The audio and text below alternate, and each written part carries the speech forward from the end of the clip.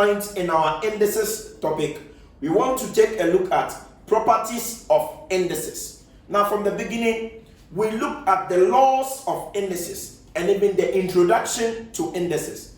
Now that we've understood the introduction and the laws of indices, let us now take a look at properties of indices. Now, properties of indices refer to the various ways in which indices numbers can be written to have the same values. So it means that the properties are like the behavior or the appearance or the characteristics associated with indices values. So all I'm trying to say is an indices value can be written and then presented in another form to give the same values. So we are about to look at the various properties under indices. Now let us take a look at property number 1. So this is the first property I want to demonstrate under the properties of indices. Now this is a variable that we don't know the value. So I'm trying to say that any number or any variable in maths that has no power is regarded as power 1 under indices. So just check, a without a power is equal to a power 1. That means a number without a power is raised to the power 1 when it comes to indices. So for an example, so let's take an example or examples. If you have 2, then it can also be written as 2 raised to the power 1. That is the meaning. So if we have something like x raised to the power 1, it is also referred to as x. So it is a vice versa approach. Then maybe we have I. If I have m without a power, can also be written as m raised to the power 1. So don't forget that any number without a power or any number written with no power is having a power of 1. And that is the character. That means that the two appearances are the same in terms of their value. That is the property behind this particular property 1. I mean to say, this is the character or the appearance that we study or we are supposed to study when it comes to property number 1. So please take note of this. In property 2, this states that any number raised to the power 0 has an answer of 1. What does that mean? When a variable or a real number has its power to be 0, the answer for the entire expression should be 1. That means in indices or under indices, a number power 0 gives an answer of 1. Let us take examples under this property. So examples. Example number I. If we have 3 raised to the power 0, the answer will be 1. Then let's take II. If we have y raised to the power 0, the answer will be 1. So the entire y raised to the power 0 is 1. Also, let me do the vice versa. If I have, let's say, 1, then I want to convert it in terms of 5, then I can call it 5 raised to the power 0, because 5 raised to the power 0 is 1. So we are trying to say that any number raised to the power 0 in indices has an answer of 1. So please take note of this property also well. And the property number 3, if we have 2 numbers or even more than 1 number, it could be 2, it could be 3 numbers multiplying with the common power. So in this demonstration, you realize that AB means A times B. So A and B as variables are multiplying with the common power n. Now this can also be written in another form by indices. This can be written as only the variable A raised to the power n and the variable B also raised to the power n. They will still multiply each other. So I'm trying to say that the variable A will still multiply B, but they will have the common power of n. So A raised to the power n multiplied by B raised to the power n. So in conclusion, this property says that if the 2 numbers are multiplying, then with a common power, you can give that power to both of the numbers. Now let us take an example to illustrate this property very well. Now let's take an example like 3x r raised to a power of 2. Now with this, we can see 3 multiplying x with a common power 2. So we can now write it in another form. And the form will be 3 alone raised to the power 2. And then x alone raised to the power 2. Then finally, we know 3 power 2 is a constant. So we can get 3 raised to the power 2 as 9. Then x raised to the power 2 is x squared. So the final answer here will be 9x squared. Now this is possible for the values of the numbers which are multiplying. So let me just do the other side of this property to illustrate it well to you that addition and subtraction cannot support such a property. Even though division also supports this property. We will check this in the property number 4. But for the meantime, please make sure the numbers are either multiplying or dividing with a common power. Then the power can now go for both numbers. So 3 power 2, x power 2, then it will convert 3 power 2 into 9, and x power 2 still x squared. So the final answer will be 9x squared. Let us look at the other side of this property. Let's take a look at this. You see, a and b are adding. Unlike the property here that they are multiplying. In this case, they are adding with a common power n. As I stated clearly, please take note that you cannot use this property here because of the addition sign. So this cannot be written as a power n plus b power n. It is wrong. It is not equal to it. So you have to take note of that. This statement is not right. So if you want to do this well, let's take an example. Let's say I have a plus b all squared.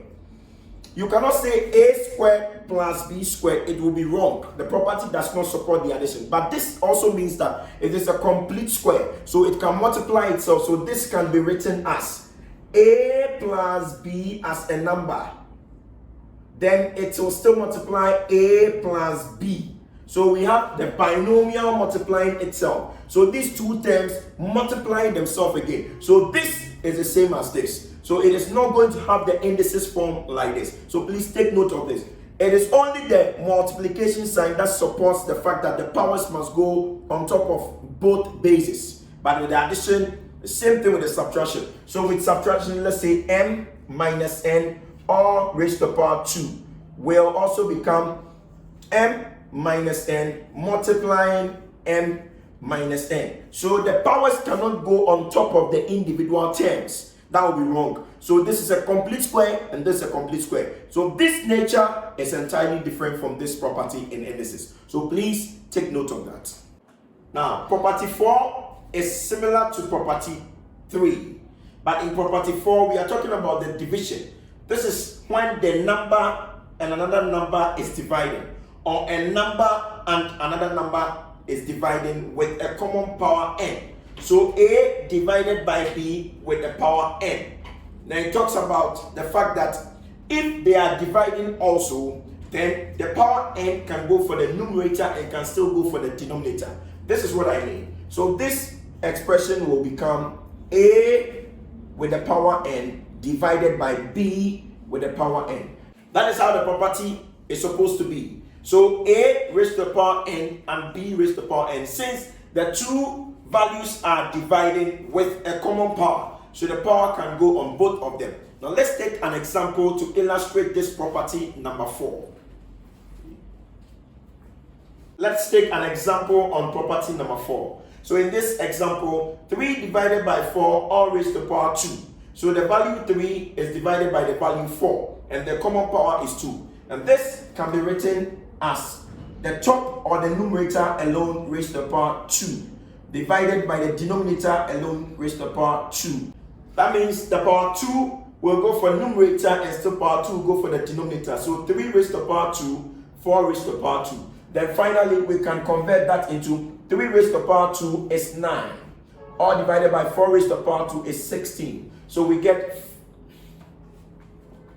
end up getting 9 divided by 16 as the final answer. So this is how the property number 4 works. Let's take a look at property number 5. Now at property number 5, this is what it states. A number a divided by another number b, all raised to the power a negative n. So the power of this particular property is a negative. So the difference between property 5 and property 4 is with the negative power.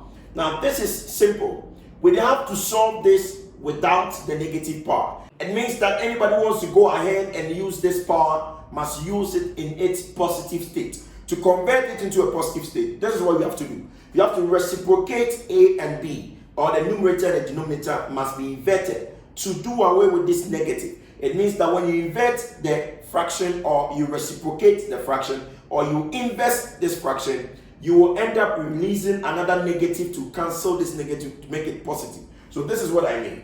For you to be able to do this, then we have to reciprocate A and B. So B will come up and A will come down. By virtue of doing this, the negative disappears. So it will be raised to the power positive n.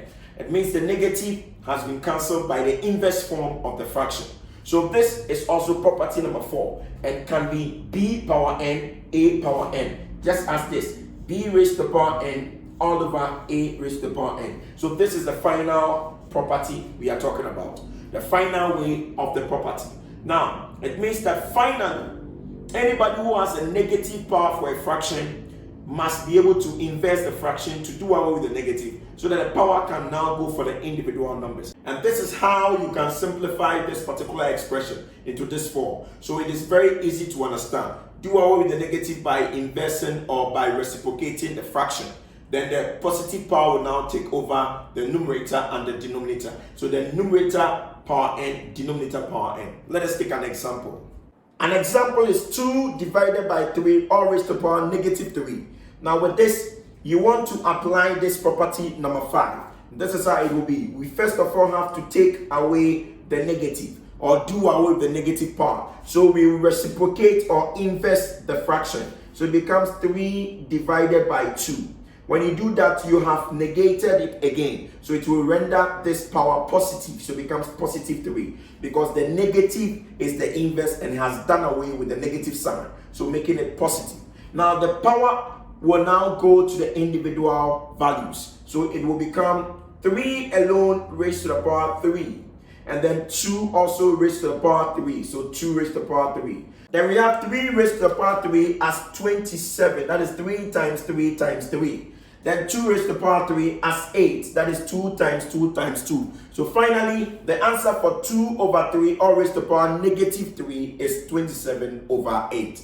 Under property 6, we want to talk about 1 divided by any number. Now, 1 divided by any number can be written in another form using the indices approach. Now, this is how we write it. 1 divided by any number will be that number raised to its negative power. So you see, A has a power of 1. Coincidentally, there is a numerator 1. And there is a power to the A as 1 from property number 1. We realize that any number without the power is power 1. So as the denominator A stands in this question right now, it has a power 1. So if we indeed want to write A, which is having 1 as a numerator, this is how we can write it. We can just ignore the 1 and write A raised to its power negative 1.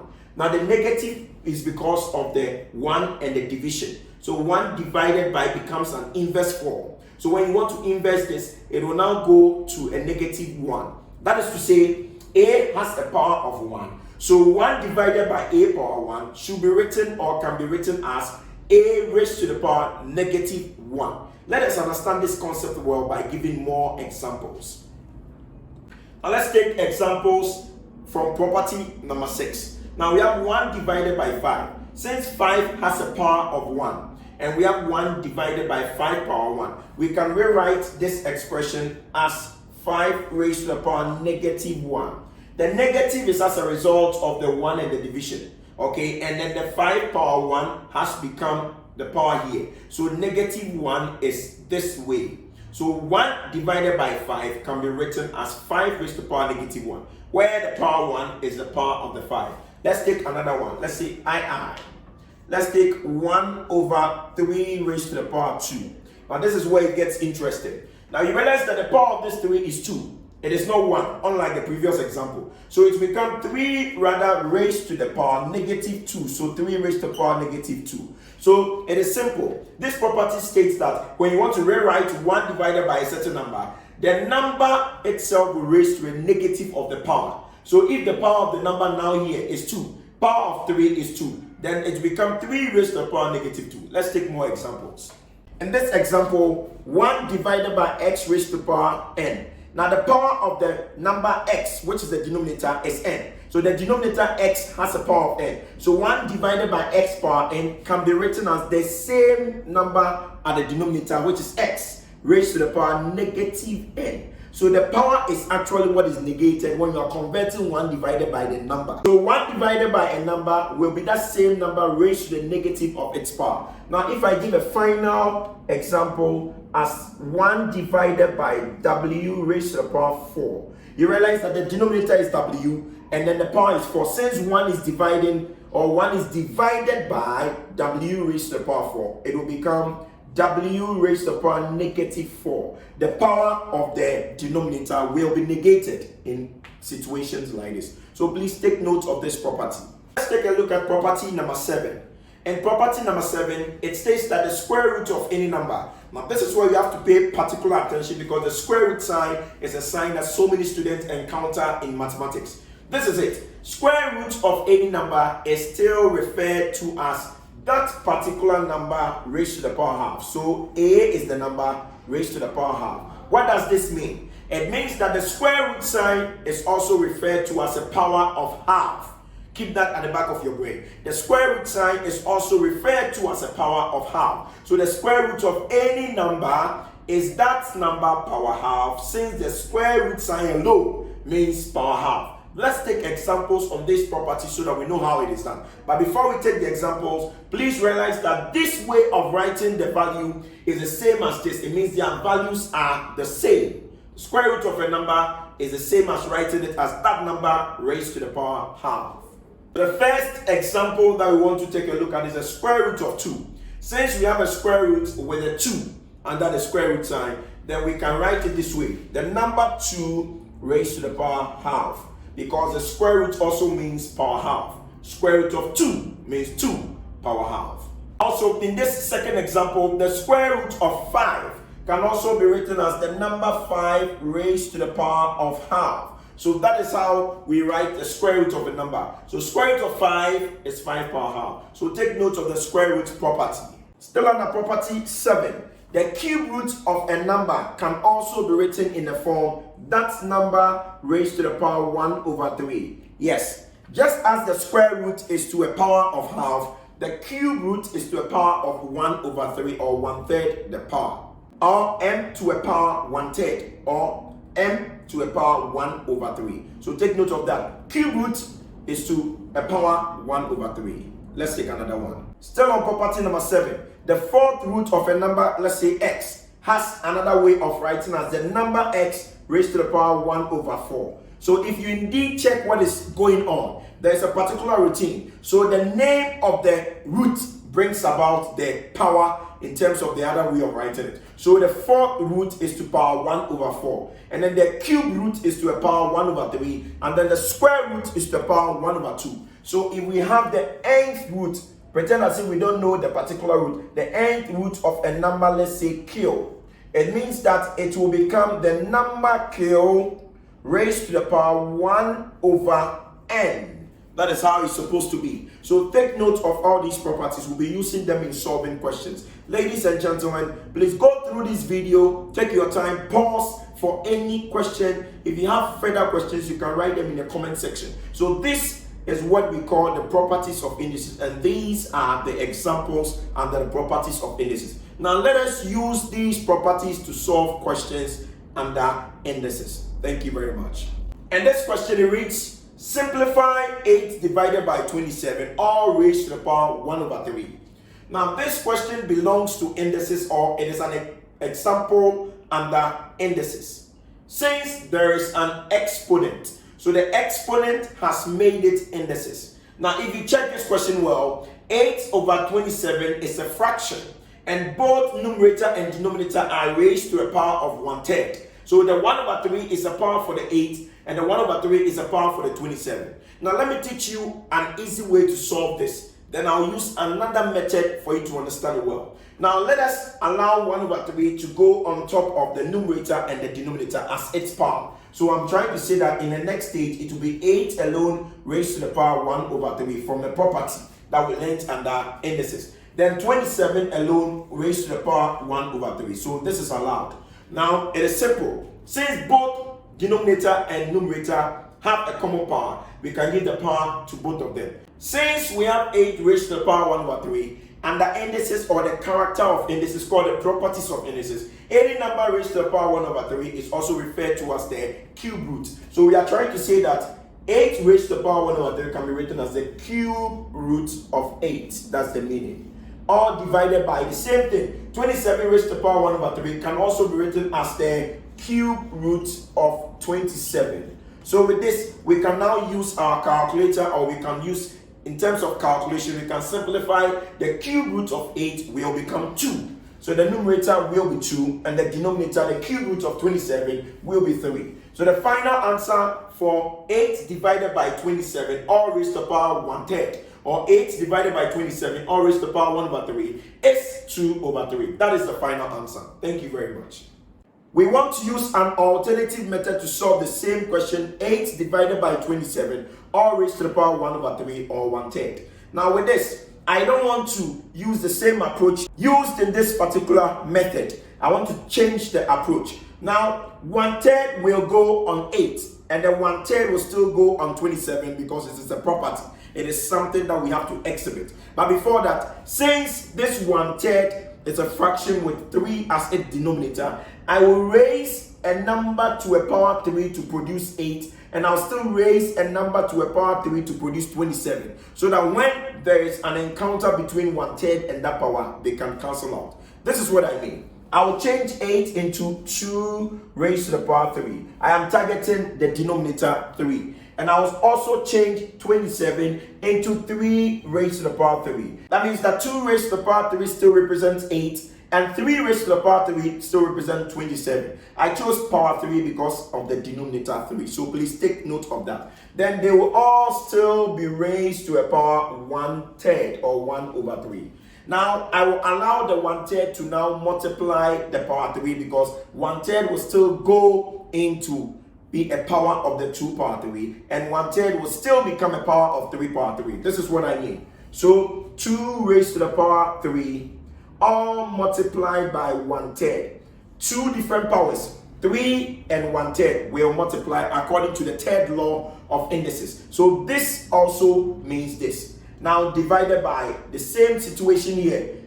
3 raised to the power 3 still has a power of 1/3, so the 2 powers will come and multiply. So it will become 3 raised to the power 3 first of all because of this power. Then 1/3 will also become a power of the 3 power 3, making it a multiplication of 1/3 according to the third law. 2 different powers must multiply each other to be on the same base. Now let's go. The reason why we multiplied is for this power 3 to cancel the denominator 3, and that is mathematical. So this power 3 will also cancel the denominator 3. What is left here? We have 2 raised to the power 1. So we see 2 raised to the power 1 divided by 3 raised to the power 1. And then since the powers are all 1, 1, it means that they can be written without the powers. So the final answer becomes 2 over 3. Just as in this particular method. So any method you choose, you get the same answer. So please choose the one you want. Thank you very much.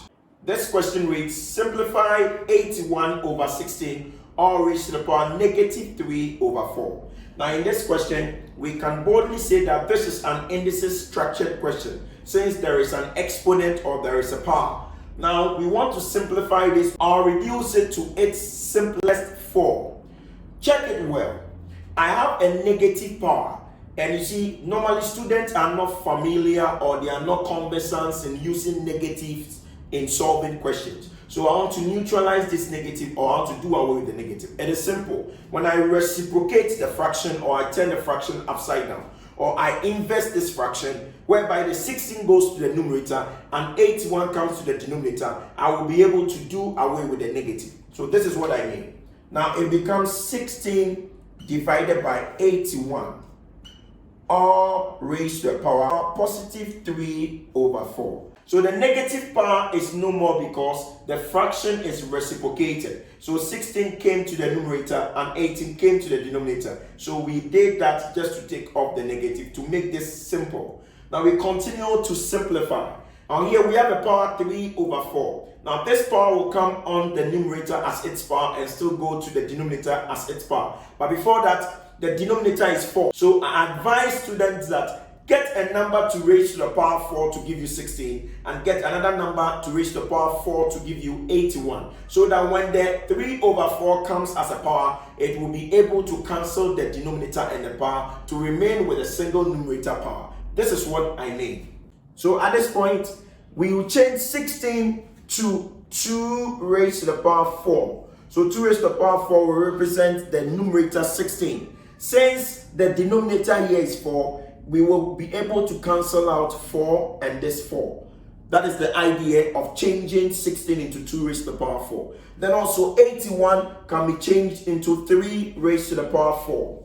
So we get a power of 4 to cancel out the denominator 4. Now at this stage, the power 3 over 4 will now be given to the numerator and the denominator according to the property of indices. So this is how it will become 2 raised to the power 4 times 3 over 4. When these two powers meet, they will multiply according to the third law of indices. Now divided by 3 raised to the power 4, also multiplied by 3 over 4. 3 over 4. That is to say, the two powers will also multiply according to the third law of indices. Power 4 multiply power 3 over 4. Now this is the reason why we multiply, so that the power 4 will cancel the denominator 4. And this power 4 will also cancel the denominator 4. And we end up getting 2 raised to the power 3. Because 2 raised to the power 3 is what is left here, divided by 3 raised to the power 3. Now 2 raised to the power 3 will be a constant number called 8.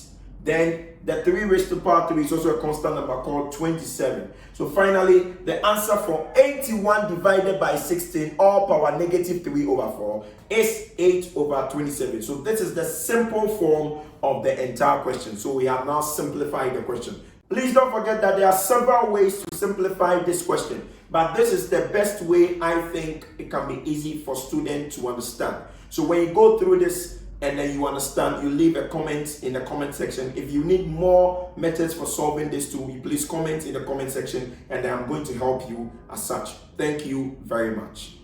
And this question it reads, simplify 16 over 81 all raised to the power negative 3 over 4 times 100 over 81 raised to the power 1 over 2. So we are supposed to get any of these answers as a simple form of this question. So let us solve and point out the objective answer.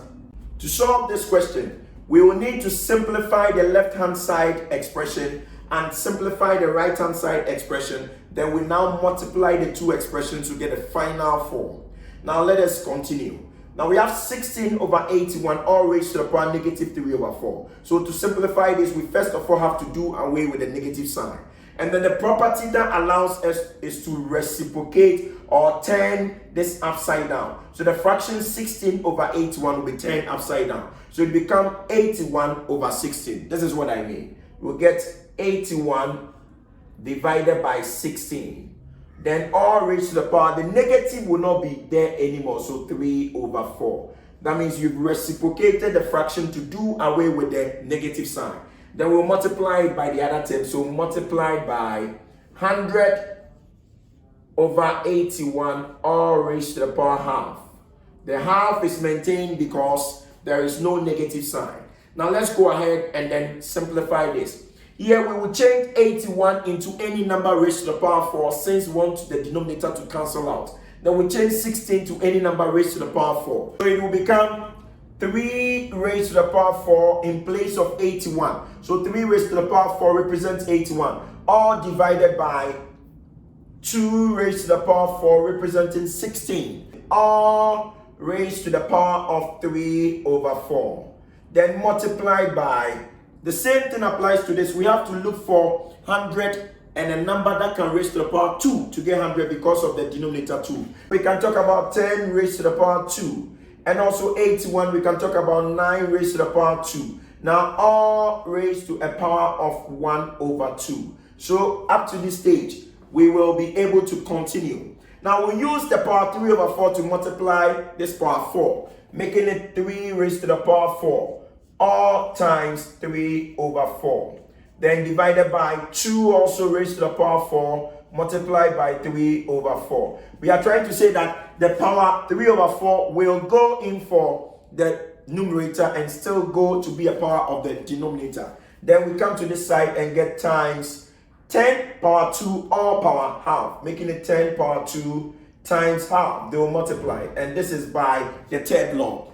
Still divided by 9 power 2 also power half. So 9 raised to the power 2 times half. Now why did we do that? So that this 4 will cancel this 4.